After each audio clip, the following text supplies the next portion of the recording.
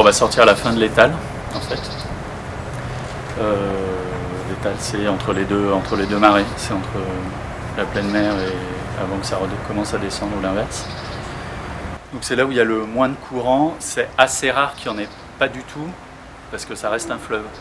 Donc quand la mer arrête de monter, ça ne veut pas dire que le fleuve arrête de descendre.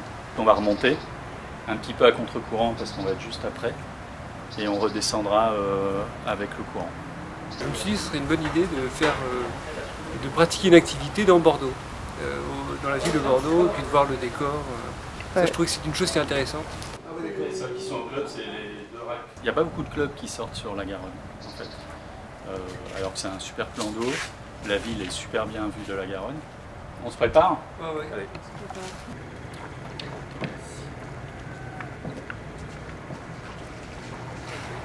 Franchement, Jules, si tu tombes pas là-haut par 1 heure, t'es balèze.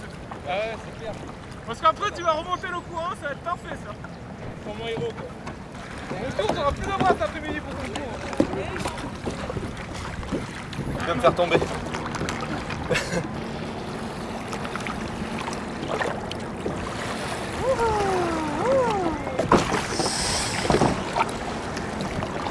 L'année dernière, c'était un peu les mêmes gens. Cette année, ça tourne pas mal. Il y a pas mal de nouveaux et c'est pas toujours les mêmes à chaque sortie.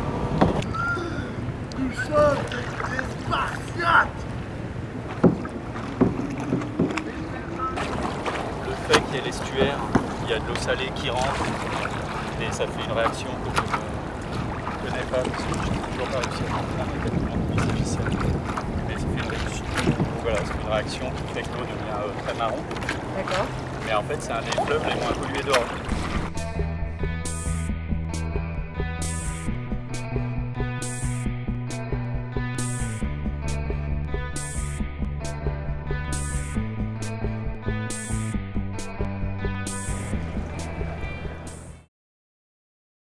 Attends.